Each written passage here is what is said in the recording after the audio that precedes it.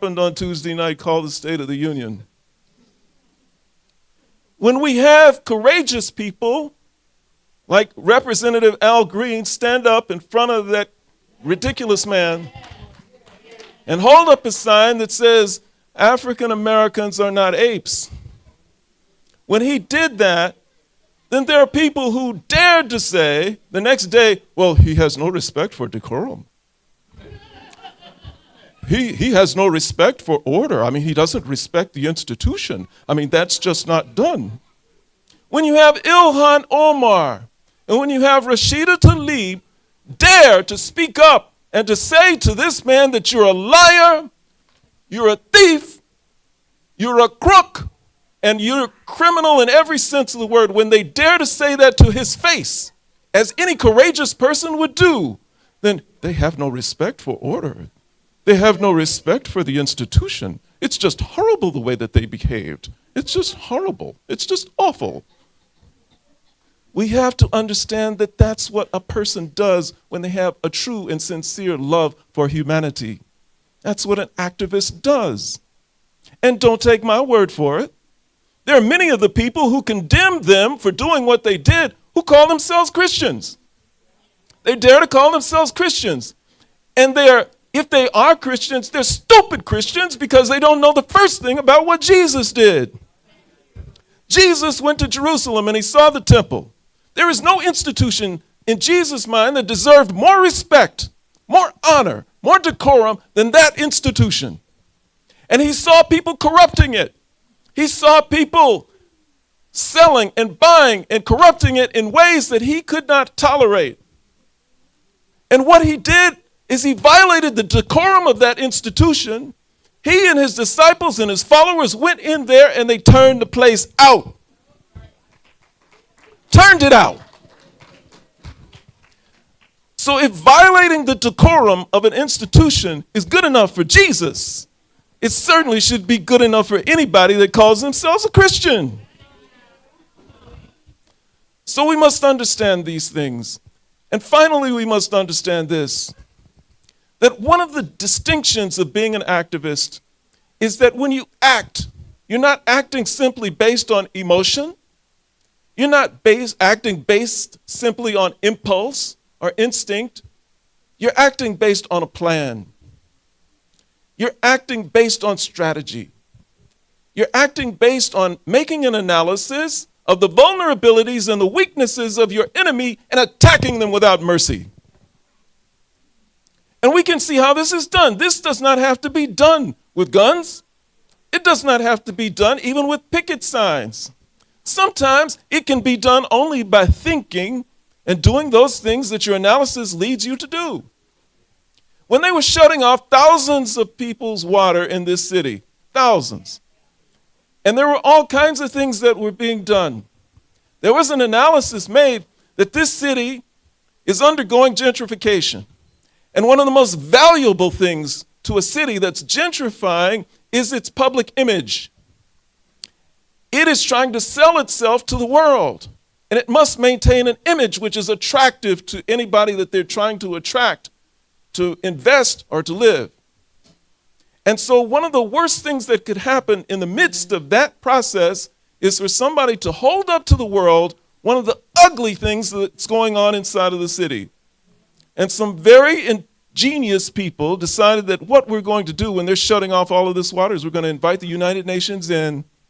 We're going to have them come and we're going to have them investigate and we're going to have them announce to the world, this is the kind of city that Detroit is. And you see that for all of the things that had been done, all of the efforts that had been made, that is the one time that the power structure in the city of Detroit shook because they knew that they did not want their ugly side exposed. That is the way activism is done. You make an analysis, you find the weaknesses and the vulnerabilities, and you attack them without mercy. And when you attack not with a sense of hatred or a sense of vengeance, but with a sense of love for the people that you're trying to fight for, defend, and protect. Thank you very much. Great, man. Appreciate you. I understand that's one of the voices of one of the greatest attorneys in the nation right now. You heard him. I hate it when I hear lukewarm ass applause like y'all so hip. Y'all not hip, damn it. Give a brother some applause. Damn, and I had a big rock in my single malt scotch, and y'all wasted with that lukewarm applause. I'd like to know sometimes what the hell is going on in here. You know, I see Brother Love here. Yeah. Wearing that Burberry stuff. Brother Love, when the police dragged Agnes out, it was Brother Love, the only one of you handkerchief-head Negro enablers of the status quo that stepped up and said, let her go, and pushed those, I don't want to use the term pigs, pushed law enforcement officials out the way. He pushed the pigs out the way. They were dragging Agnes out by her armpits and legs. And many of us just sat there silent. Brother Love took action. You don't need a strategic plan or to get strategic. You just do what's necessary. And that's what has kept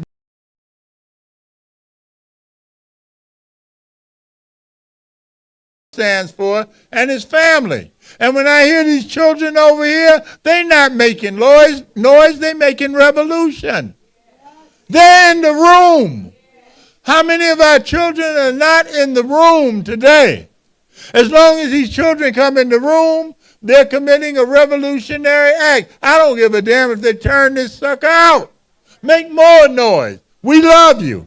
And when we love, we win. You know, there's a woman here that makes sure that this room is open. Make sure that events like this can take place. Trust me when I say, we sent out a press release, let everybody know it was happening, but unless we're shutting something down. Remember, thousands of us went into the Considine Center run by the Reverend Jim Holly on Woodward. You know what Woodward did? They sent fire trucks and police and said, nobody else can come in. That's how many we had because they were ripping us off. It wasn't about 600 million. It was more than that. Christine, who wrote the article, underestimated how many dollars we shut down Woodward, and Reverend Charles Williams and myself said no to Kid Rock and sent his ass packing to Nashville. That's what can happen when the people do that. But there's a woman here, Nadia Delgamori, who is here. And I want to hear a little bit about her in terms of what it takes to have. We cannot miss it any longer, okay? We cannot run the country, and I don't want to talk politics. All I want to tell you, I am Nobel Peace Prize nominee 3 times already. Yes, I am. And I work here, my office upstairs. It's open for all of you. I want to welcome you to the International Institute of Metropolitan Detroit. This place is 106 years old. Under our umbrella, when I'm send us under the ground, okay? With that said, we have here programs, okay? We work with Ford Company, General Motor, Blue Cross Blue Shield, with the government, with everybody to educate the future. I think my theme is think globally and act locally. And with that, I work with 4 sectors of the community. With the children, we have after-school program. Simply because she said, stop the killing, stop the genocide in Gaza. And you say you ain't got nothing to do with Gaza. What the hell do you think happened on the Middle Passage? What the hell do you think when millions of us were exterminated on the passage from the mother continent to here? They couldn't even count them. They haven't even counted the bodies of the elders that died during COVID. And you quiet with your Jack Lake handkerchief hats. You know, I just get tired of it. I don't know why Agnes gave me the microphone. Hell, I got something on my mind. And let me tell you something, you ought to have something on your mind. See, the real activists in here, they don't sell any wolf tickets. They say, where are we going? What are we going to do? And they show up, and they do it. When we shut down Woodward because of that racist white supremacist who waved the Confederate flag that was waved in South Carolina when they killed all those worshipers on a weekday night, y'all just looked at it. It's just TV. Channel surf away from it. We should be ashamed of ourselves when we do that and say it doesn't involve us. Everything that happens on this planet involves us. When I was in Brazil at the first Earth Summit on the environment with Jerry Brown, Al Gore turned his back on Jerry Brown because he's about to cut a deal with Bill Clinton. While pedophiles run amok in America. Oh, I can't say enough about it. Anyway, my man, your man, Jay Goldberg, humble as he is going to bring a very strong message. And understand something. You hearing words today that might make you nervous. Get nervous, sucker. Get nervous. Because there's one man that can make you nervous. It's somebody that is not from Vermont.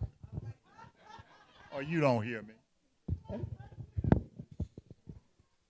Thanks a lot, Sam, and it's an honor to be here with the activists that have always been out there for so many years in Detroit. Let me begin by saying, yesterday there was an article in the Detroit News that reported that there are now 112,000 vacant lots in Detroit where homes once stood.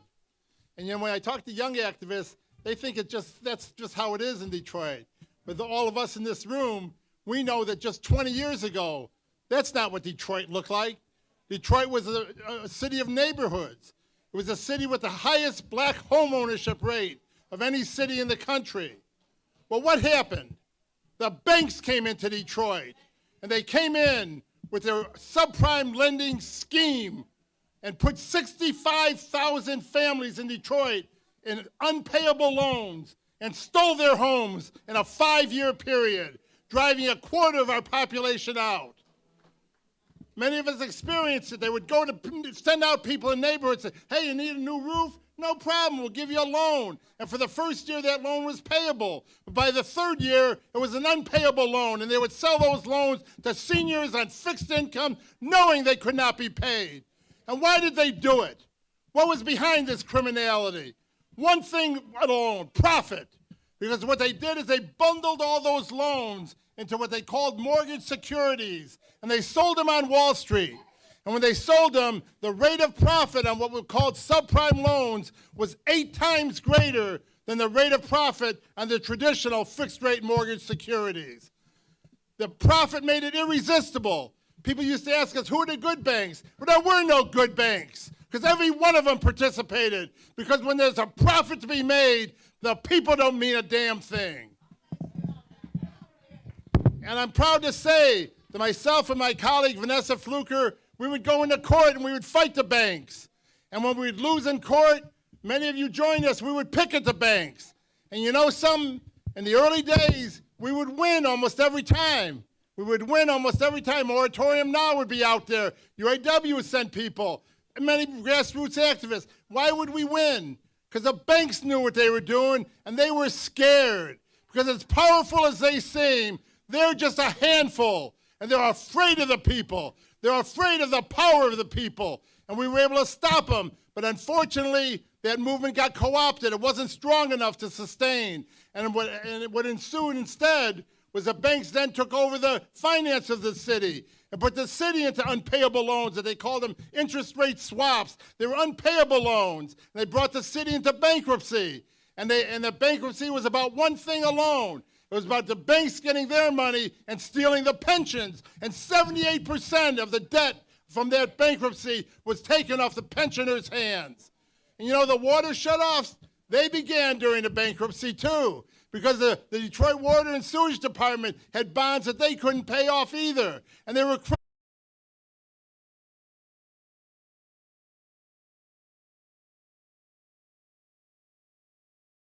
You hear Jerry go, just keep standing tall.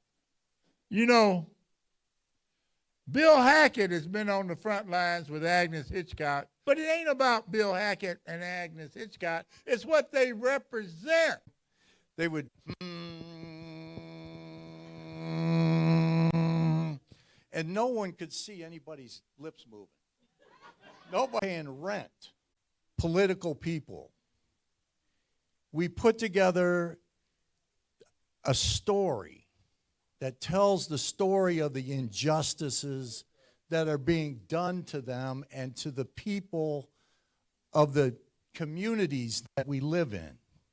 And we tell it through the witnesses, and we tell it through the activists, and we try to get the people to understand why the activist is doing what they're doing.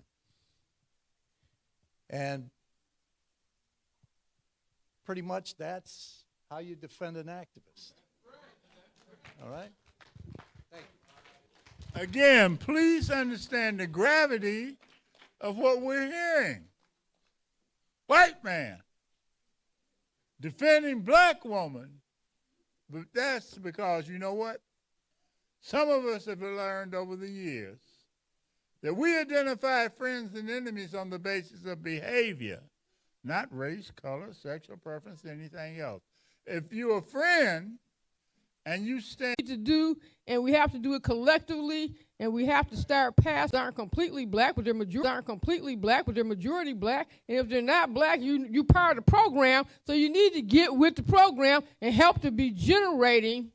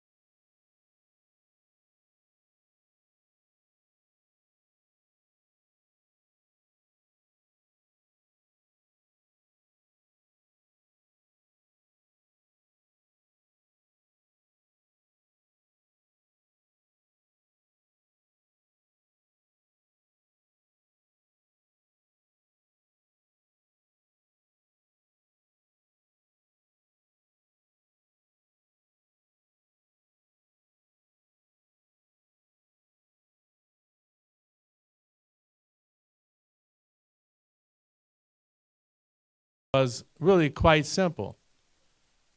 We think you can help us if you would agree to work in changing the way water commissioners are appointed in the city of Detroit. We would. And I sat there and said, well, I'm sure you would be grateful, but the people who live in the city of Detroit wouldn't be grateful about that. That's something I simply cannot do as a matter of principle, because I'm not about the dollar. I'm about the people who live in the city of Detroit. And needless to say, I paid a heavy price for that. When we were fighting Robert Bobb at the school district and Governor Jennifer Granholm wanted to change the law about who had academic control over the school district, and we went to court and fought that fight, and we won that fight. It was Judge Wendy Baxter was our judge, their backs, because understand, when you speak truth to power, when you speak against the lie, they will come at you with all they have. They will write bad articles about you every day of the week. People won't even know who they're writing about. People that we... If I have the clipboard, I'm going to see whose name I'm calling. So you read out the name at number 13. Yvonne, are you here?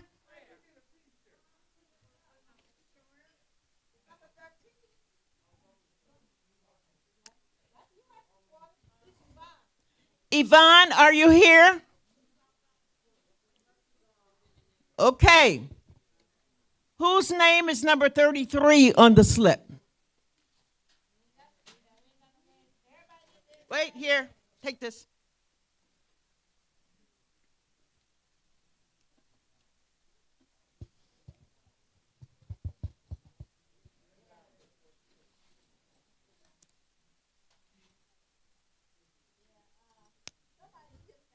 Whose name is number 46 on the list?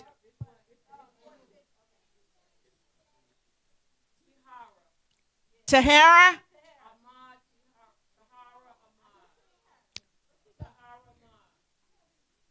I've seen her. Okay. Do we have a 22?